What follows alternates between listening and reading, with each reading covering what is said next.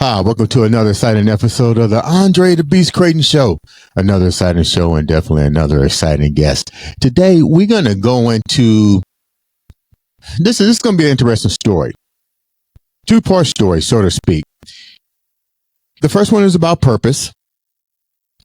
And the next one is, this is kind of crazy, but listen to what I'm about to say. A marriage contract. I've heard of all kind of contracts, but imagine a contract that you sit down and you talk with your future husband and you map out when you're going to be a mother.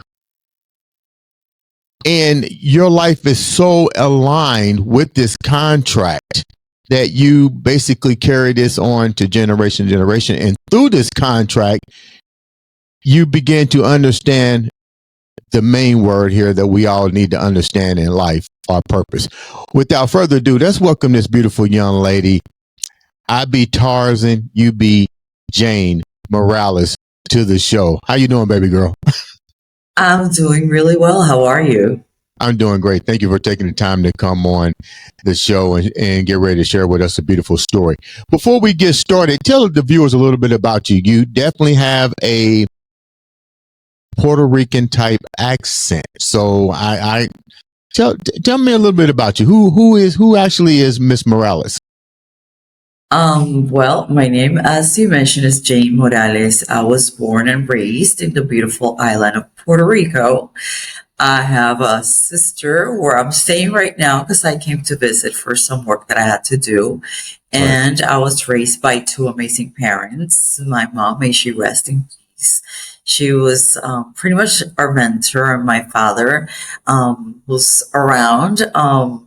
They were amazing parents. They raised us to be open-minded, to be human beings, respectful human beings, being compassionate, and really seeing other people as well. I come from a very strict home, but they were fun at the same time. They were strict, cool parents, which is what we are with our sons right now. And they did raise us, to have goals in life. We became professional ballet dancers at a very young age, which we enjoyed very much, and still to this day we love. That's one of our passions, ballet. And then my sister, my father always knew because every summer we would travel. And by the time I graduated high school, we had traveled to 32 countries. That was one of his missions with us, to see the world. We didn't live in Manchester or anything like that, but pretty much that was part of their plan, to show us the world. And then to send us off to college. There are great universities here where my father is a chemical engineer. My mother was an accountant, and they went to the University of Puerto Rico. But they wanted us to fly, and go and learn. So they kind of put us in the road to go out to the U.S. For college. So my sister, yes. Not to cut you off, I'm going to ask you a question real quick so we can get a little bit more insight, because a lot of us don't have the pleasure to go to Puerto Rico. Only thing we know about Puerto Rico is the brochures and the advertisements to come and vacation there. But what's the advantages and disadvantages of Puerto Rico? Because I hear different stories from different people. Some say that they didn't. The economic situation is different, that you have to really be economically sound in order to enjoy the benefits of not only being on the island, but like you said, you became, you and your sister, professional ballerinas, which takes money. What's the advantages and disadvantages of growing up there? I think it's a wonderful island. We are very special people, humble, we're caring. I always say that the best thing, aside from the beaches that we have in Puerto Rico, are the people of Puerto Rico. We are incredibly giving. We are fun. We love music. It's my husband. He's from Spain. He's not from Puerto Rico. He tells me that whenever he comes here, he realizes that either everyone sings or plays an instrument. We have right now the number one artist in the world, Benito Antonio Martinez Alcaso, also known as Bad Bunny, is from Puerto Rico, which he just sold out 31 concerts right here in Puerto Rico. And it was on Amazon Live last Saturday, and he broke records of being the number one concert being streamed live So you're all over saying the that there's world. no So disadvantages. You're saying there's no disadvantages living and growing up in Puerto Rico. Everybody is pretty much well to do and can thrive. Is what you're saying? well, I'm not here to talk about economics, but I'm here to talk about the people of Puerto Rico. One of the Mhm. great advantages is that the people of Puerto Rico are extremely special, Right. and I wouldn't change that for the world. When Right. you come here, you meet people on the street and they invite you to their homes. Hmm. That's something that I have not seen anywhere else. And they're Right. very real, the people of Puerto Rico. Hmm. And I think it's a happy place as well. Everyone has to find their path, Hmm. whether you are in an advantageous place or not. And there's people that, for example, my father, he didn't grow up in a privileged home, barely had any food, and he became a chemical engineer because he Right. studied. He did well in high school, the way everyone should do, and he put himself through college. In one of the top universities in engineering in the world. Pretty much, it's here in Puerto Rico. So it's a matter of if you have drive, if you have a plan, if you have a purpose, if Hmm. you have perseverance, and if you stop dragging through life, which is the title of my book. Now let's go back a little bit. You mentioned that you're a professional ballerina. How long have you been doing ballerina and dance and in the arts? I was a professional ballerina for a long time. I started when I was like 4 years old, and I danced professionally all the way through college. And then I did musical theater. And then after my kids were born, I stopped for a while. And then I went back to classes. But that's part of being Puerto Rican. Puerto Ricans are dancing all the time. So I pretty much dance everything. I go from ballet to any genre of dancing. But yes, I was a professional ballerina. My sister was too. I became professional at the age of 11. That's wild. Like, how did you become a professional ballerina at the age of 11? I mean, seems like that would, I've seen dance and so forth here in the States. I mean, it seems like it would take a very, very, very long time to develop those skill sets, even for an adult. But you turned professional at 11 years old. How is that possible? I'm trying to understand. I guess you have to be born with a natural talent first and foremost, Yeah. then very disciplined. I remember I would go when I joined, I was dancing and I was training. It was hours of training after school and then coming home to do homework. And then when I became professional, it was the same. It was a job. So you have to have a drive and you have to know and you have to have goals and you have to know what you want to do. So I guess I've always developed an instinct. I did develop an instinct at a very young age to know what I wanted to do and to know kind of like to focus and how to get to places and to decide when enough was enough and I needed to switch paths or to know even going to a party and just being able to say, I don't want to stay here, So I think it's a combination of everything, whether you're a professional ballerina at the age of 11 or at the age of 20. It takes discipline, focus, perseverance, grit, and just a Was lot this of something that you, mental. was this something that you and your sister always wanted to do? There was no other focus anywhere else. You knew right off the bat this is where you wanted to place your attention is being a professional ballerina. Well, that went on until I went to college. When I went to college, in high school, I made decisions to do, even though I was still dancing, I made decisions that I wanted to do other things in life. So I went on to get my bachelor's degree in Boston, and then I went on to do my master's degree. So I always, I was always aware of that to move on in life, that I always had to have goals. And to be able to follow them, I need to be aware of where I was at that moment in time, you know. So yeah, at the age of 11, yeah, I was extremely happy dancing all the way throughout high school. But then goals change, and you evolve, and you say, do I want to be dancing all my life? No, I went to college, and I did a degree in business, and then I did my master's in broadcast journalism and documentary filmmaker making, and that took me on a different path. And What you were have to be aware and evolve through time. right? What were there any setbacks for you? I mean, so far your life just sounds like your parents had you grounded from day one. Were there any setbacks for you? Which in which terms setbacks? I don't know. I've always been aware of where I was. I've always been aware of my talents. So I think setbacks come along when you're not aware of who you are, where you are in that moment in time, or what are your talents. And if you don't have a list of goals in life, which is part of the reason I wrote the book, if you don't have a purpose, then you will have setbacks in life.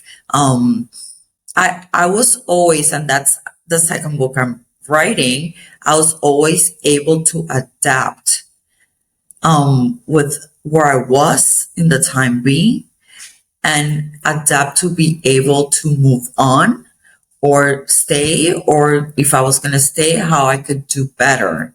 So setbacks happen because of different circumstances. In my case, I don't think I had setbacks. I think I was very aware of where I was at the moment to be able to adapt and move on. What did you put in place to always be aware? What tools did you put in place to always be aware? When I was growing up, there were not as many distractions as we have right now.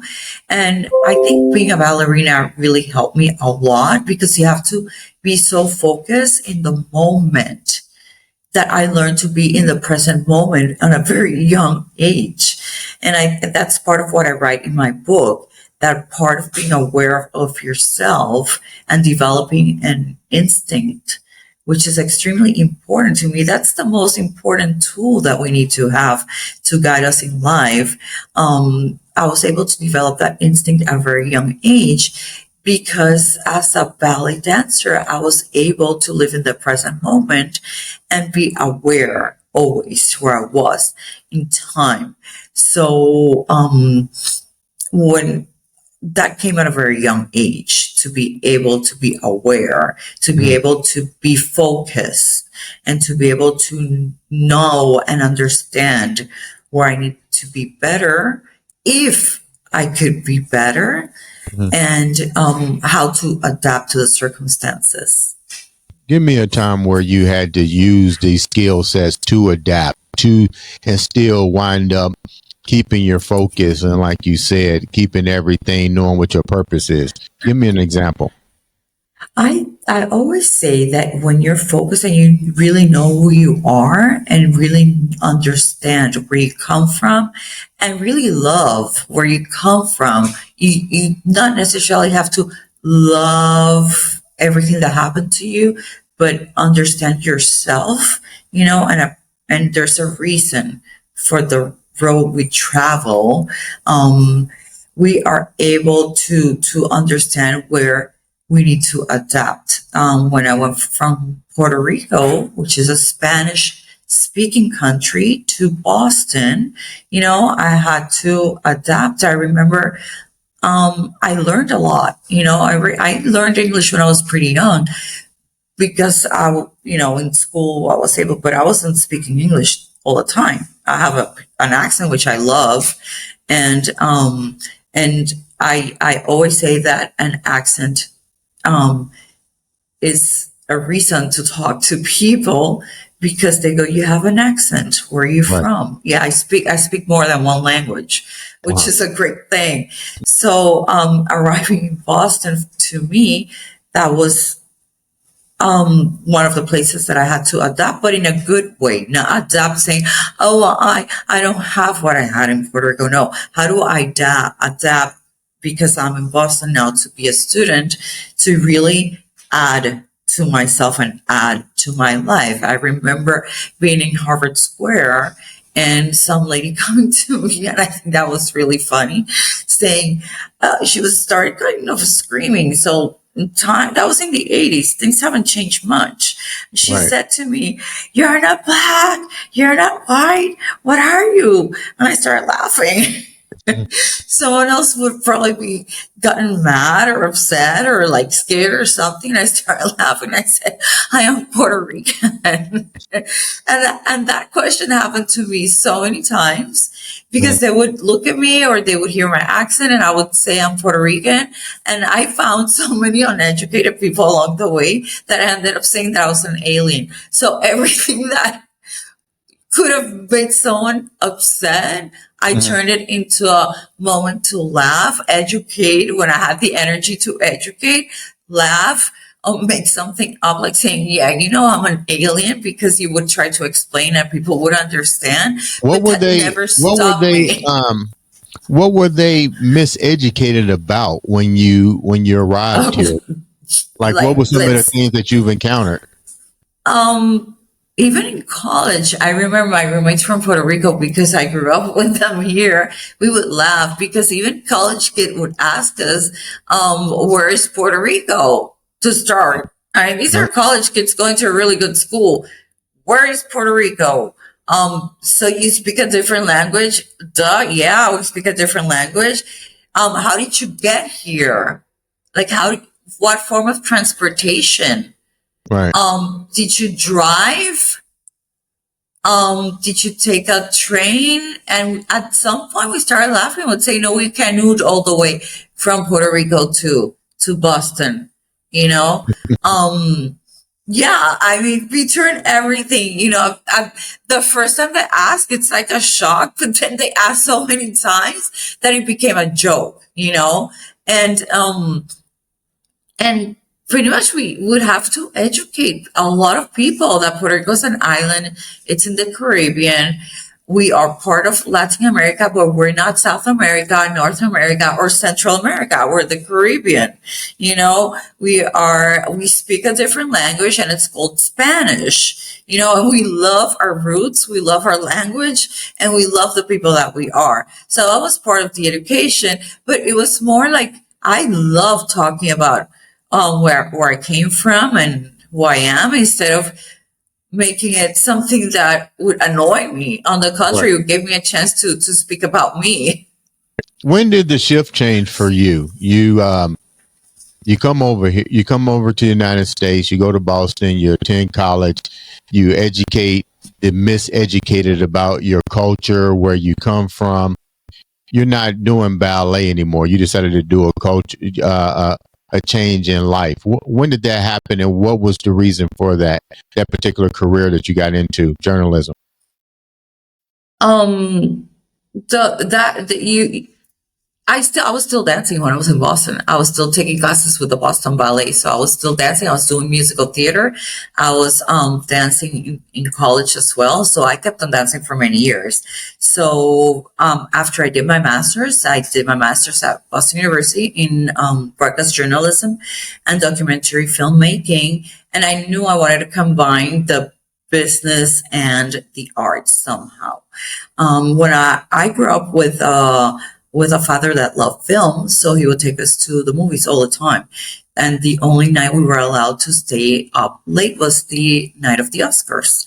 So when I was 14 and I had to do a speech for my English class in public speaking, I did it on the Oscars, and I wrote about the history. I put it down, and then I gave my speech on the history of the Oscars. And I ended up, my last line was, "On one day I will be at the red carpet." So move right along many years later. After I graduated, I started working with Telemundo Network in New York City. And I didn't think I was going to be a reporter, or I hadn't noticed that I was going to be a reporter. I thought I was going to be like an assistant producer or writer. And I was sent to the street to be a reporter. My first interview was with Henry Kissinger. And it was nerve wracking, but it was the beginning of something great. So I continued. After Telemundo, I went to Miami, and then I started working with NBC Network. NBC started a 24-hour news channel, and they needed people because that had a Spanish background, because it was a 24-hour news service in Spanish. It was the first one before CNN. It was 24 hours of news to all the Spanish-speaking cities in the U.S., all of Latin America, and the Caribbean. So I started working with them, and going down the line, I ended up becoming their entertainment news anchor. I had an entertainment news segment, and I ended up being the first within the U.S. for an American network, the first Spanish-speaking reporter live on the red carpets at the Oscars. Wow. Congratulations on that. Yeah. Yes. Yeah, it was great. It was fun. It was like, fulfilling something that I always wanted to do. And I started when I was 14, and I said, and one day I'll be at the Oscars. So you kind of like had predestined your purpose. You knew exactly where you wanted to be at what time and so forth. Exactly. I was very aware of my talents. I knew I was not going to become a singer. Right. I did not want it to be an actress. People ask me, what did you have? I never wanted to be an actress, but I knew what were my talents. I knew what I enjoyed, and I knew what I could do with my talents to make a career out of it. When did you decide to write your book? And tell me a little bit about your book and how that all unfolded for you. When I had our first son, I really wanted to spend time with my kids at home. I had gone from NBC to becoming the communications director for Cartier Jewelers. I was in charge of their Latin American markets and the Caribbean, and I was everything that had to do with media, public relations, and advertising. After 6 years, my husband, who's an entrepreneur, he said, I think it's time, because we were young. We were, and if we want to have kids, I think it's time. I say, okay, let's go, let's have kids, So after having my first son, I wanted to be home. So I kind of reinvented everything, and I started to continue my education from home. So I have a master's that I fulfilled from home in meditation, and I study all forms of meditation. And then I continue to do counseling and studying human development and the power of thought. And I continue education on all of that. So as I was raising our sons, I was a very good observant. So with all of my degrees, I started my own business on, talking to people, not as a counselor, because I don't, do issues like psychological issues, but more as a way for them to understand that to achieve certain goals, you first have to know your talents, you have to know your real purpose, you have to have goals, daily goals, weekly goals. Every month you have to adapt those goals you have to put them down in writing to be able to be accountable and then adapt them as well. So I started doing that work with people all the way from high school kids that didn't know what they wanted to study in college, college kids. I've done college counseling as well, all the way to executives, top CEOs, women that wanted to go back to the workforce, or women that wanted to change careers, and entrepreneurs as well. So I was doing that work. And I said, when COVID hit and everything was kind of a relaxing moment, to take us back in time and stop for a moment. I said, you know what? I have developed all these strategies throughout my experience since I was a kid, all the way, to raising my sons and helping people professionally. I think it's time to put them in a book. So that's when I started writing. And Right. the title pretty much came pretty easy because I would see a lot of people that were lost. So I said, we need to stop dragging through life, Right. and start living. And the way we start living is identifying our purpose. It doesn't have to be a huge purpose. You don't have to live in a mansion. You can live anywhere, but you can have a purpose from being, today I'm going to be the best person I can be to my neighbor, all the way to, I want to write a book.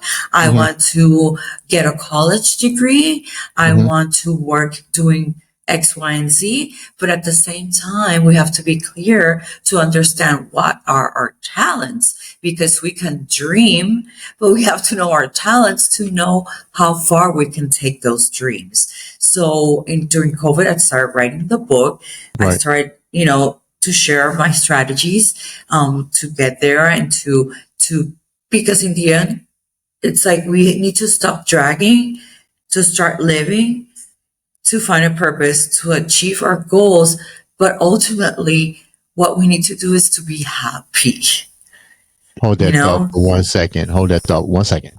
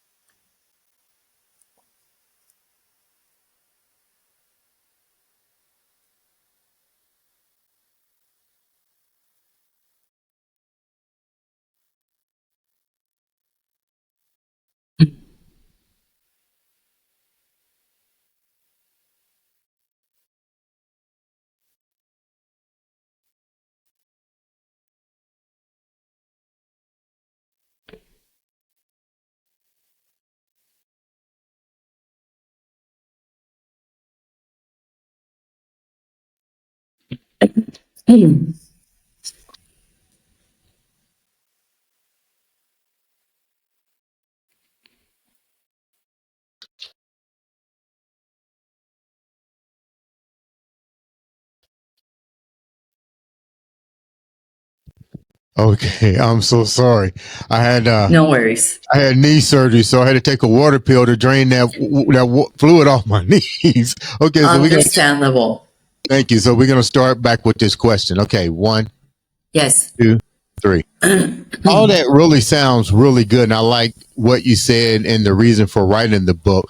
My question is, you mentor, so to speak, with people who like these tool sets. Let's call it what it is. These tools to understand their purpose. My question here, as it relates to your book, as it relates to everything that you've done to master your destiny, what are some of the crippling factors that you notice with people having the inability to falter through these steps that you've done and based on your book? And then the second part of that is, what age brackets are you seeing the most difficulties with people trying to understand their purpose? Well, the younger you are, the better you are. Okay. You're in a better position because when I work with the younger people, they can identify their talents really fast. They Right. are not wasting time because as you get older, you have not necessarily wasted. I don't want to call it wasted, but maybe you have derailed yourself for a few years. So when I work with young people, they're very open and they're very easy. They catch things very easy, in Right. a easier way. So we work identifying talents. So that's why I started with the second question first, because I have worked with people all the way from their high school age, and I have worked with them all the way to the professional careers where they have achieved what they wanted. Then one of the the first question is that people, if they don't identify their purpose, if they don't identify their talent, Right. and if they don't have a set of goals, they can confuse Okay. things. They get confused along the way because the ultimate goal is to not only be a better human being, but also be happy. Because when you're happy in life, you achieve not only great things for yourself, but also for the people around you. You know, when you're happy, you can be a great person to the people around you. And I see a lot of people in top positions that are not happy because they have taken the different road that really has not necessarily put them in a place to use their talents correctly, achieve the goals, fulfill their purpose. And sometimes people confuse purpose with maybe I would have millions of dollars. Not Well, that's well, not Jane, gonna make you happy necessarily, you well, know? Jane, It's this like, is what I tell people, and I mean, you can put a rebuttal on this if you want to. You went to college. I went to college. Universities and colleges don't teach that skill set nor that mindset. School is designed to create a labor force. So with that being said,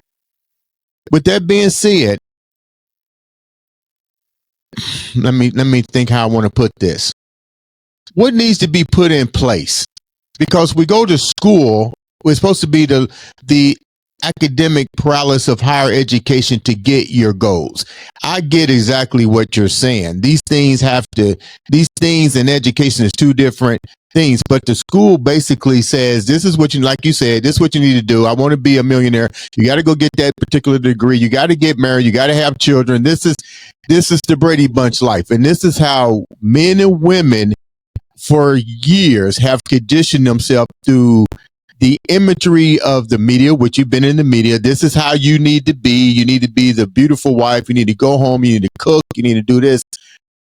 What needs to change is what I'm saying to make your message resonate to the people. I think that's a fantastic question. It's so funny because it's tied to something that my oldest son asked me this week. He goes, "So why did you write this book?" And I was thinking, and I said, I think I wrote it for you three, for my own sons, Right. because the earlier you start, the better it is, you know. And when you are young, you know, and you are aware of who you are and the path and everything, it's easier to understand and to pretty much shut down the noise of everything around, you know. And you not necessarily have to, if you want to become a doctor, yeah, you have to go to college. But if you really want to be one of the most needed careers is being like a good car mechanic, then you need to go and find that skill, you know. So you need to be aware of what you want to do. You need to be aware of what makes me happy, and you need to be aware of your talents and then use that to map your life, you know. Whether it's a ballet dancer, I want to be a ballet dancer the rest of my life. No, I did not want it to do that. I didn't want it to be on TV all of my life. I left to be the television industry late in my 20s because I didn't want it to be a slave to looking at myself and saying, oh, I need to look good. I need to be this. I need to look like this. I need to look like the one that's 10 years younger. I was aware of that. And a lot of people are addicted, you know, to that and they're not aware of things that are so important and crucial in life. So I told my son, I think I wrote it for you guys, you know, so you can have a guide of how to, you know, move and how to move through life, you know, and find out what you really want to do, because the ultimate goal is to be happy. Both my husband and I, we, you know, added that to our lives, and we kind of talk before getting married. But all of it's if you have a partner, you need to talk to that partner and figure out what you really want before you make a commitment, whether Mhm. it's to live together or get married or whatever, or even more to have kids. Do you Mhm. really want to have kids? A lot of people nowadays don't have kids. You have to be honest, Mhm. about that. Because when you take, when you make it so funny, because it goes back to a lot of things that I watch and I enjoy. There's a timeline. When you make a break in that timeline, and Mhm. it's something that it's not good for you, you're Right. ruining everything that you have good about yourself. Right. So when you're aware of who you are, the kind of great person, everyone comes with talents. Right. Everyone comes with a purpose. When we are aware of that at a very young age, then if we break the timeline, we break it for something good. But you know what, We don't. Jan? This is something before we wrap up. This is something that I realized in the last 4 years of doing my podcast, and that's a question that I usually ask people with every episode is, "What's your purpose?" And it's funny. It's almost like I shot them with a gun. They Yeah, have no exactly. they know what they know what their job consists of. They know they go to work. They know their details. They know their humanly functions. Let's call it what it is. They know the humanly functions. But if I Hmm. ask them, what's your purpose? They have no idea. No idea. It becomes Hmm. it becomes almost like a poison drink. And then if Hmm. I say, are you happy with your job? They can't really they say no. But you know what they say? I like the money. I'm like, well, what's more important? Because if you quit your job now, if something happens to you on your job, I've seen this happen to a lot of my friends. Yeah. It's next man up. It's batter up. You forgot. But how many, before we wrap up, how many people clearly waste their time not understanding their purpose? You see what I'm saying? How many really do that? That's the reason I wrote the book, because the majority of people that I have met in my life, and I would say, I don't want to be a pessimist, but around 80% of the people, they don't know their purpose. And that's the most important thing in life. You need to find your purpose. You need to stop dragging so you Mhm. can start living, That sounds and so that's good. the reason I wrote the book, because there's ways to do all of this to make you a happier person, because today we need happy people in the world. It's so needed. And the ultimate goal is to be happy, I like, not yeah, to have material things, but to be we have, happy. And whatever we decide to do with our career, right. that career needs to make you happy. That That's what we sounds. need to do. And that's the reason I wrote the book. How can the viewers reach out to you and get a copy of the book? And what's the name of the book? It's called Stop Dragging, Start Living, Reclaim Your Purpose and Power. Okay. And on my website, it's very easy. It's janemorales.com. Jane, JaneMorales.com. And you can find the book there. Dan, thank And you so actually, much. I'm working on a course that it will Right. go along with the book. That So sounds you can like a start winner. reading the book, and then you can start doing the course that will go along with the book. That sounds like a beautiful, beautiful kit for people to understand and get their purpose, because you can't move forward successfully without knowing your purpose. Thank you so much for taking time out to come on the show. Ladies and gentlemen, Thank this has you. been another, and I do mean another, exciting episode of the Andre The Beast Crayton Show.